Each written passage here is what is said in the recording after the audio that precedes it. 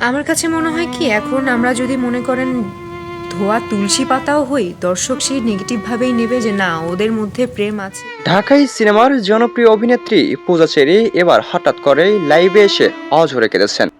যেই মানুষটিকে বিশ্বাস করেই এক সময় বল পেত এই অভিনেত্রী, সেই মানুষটির কাছ থেকেই আজ বড়সড় ধোঁকা পেয়েছেন। এমনকি মন্তব্য করেছেন যে ধোঁকা দেওয়া হয়েছে তা কখনোই ভোলার নয়।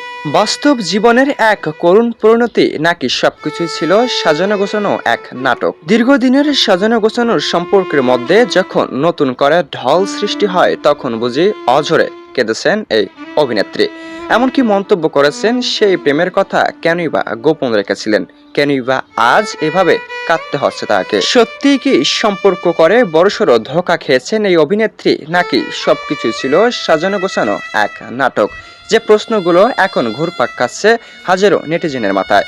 অনেকেই ইতিমধ্যেই মন্তব্য করেছেন সবকিছুই বুঝি সাজানো গোছানো নাটক ছিল, তবে পর্দার পেছনের গল্প যেন এর থেকেও বেশি করুন, যা দেখে অনেকেই নিজের চোখের পানি ধরে রাখতে পারবে না। আজ থেকে কয়েকদিন আগেও হাজারো নেটিজেনের মন্তব্য ছিল পূজা চেরির সঙ্গে বাংলার মেগাস্টার শাকিব খানের সম্পর্ক ছিল, তবে সকল জল্পনা কল্পনার অবসান ঘটলেও এবার আবারও নতুন করে সমালোচনায়। দীর্ঘদিন যাবৎ গোপনেই সম্পর্ক তৈরি করেন বাংলার জনপ্রিয় ছোট পর্দার অভিনেতা আরফান নিশুর সঙ্গে। যদিও বিষয়টি গোপন ছিল, তবে এবারে যেন জনসম্মুখে।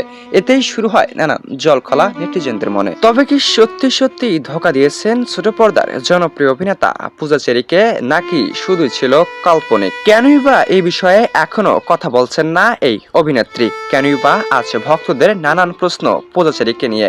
কেনই বা আজ অঝরে কেঁদেছেন, নাকি সবকিছু ছিল কাল্পনিক যা এখনো চক্ষু আড়ালেই রাখা হয়েছে? জানা যায়নি এখনো আসল সত্য। জানলে খুব শীঘ্রই জানানো হবে আপনাদেরকে।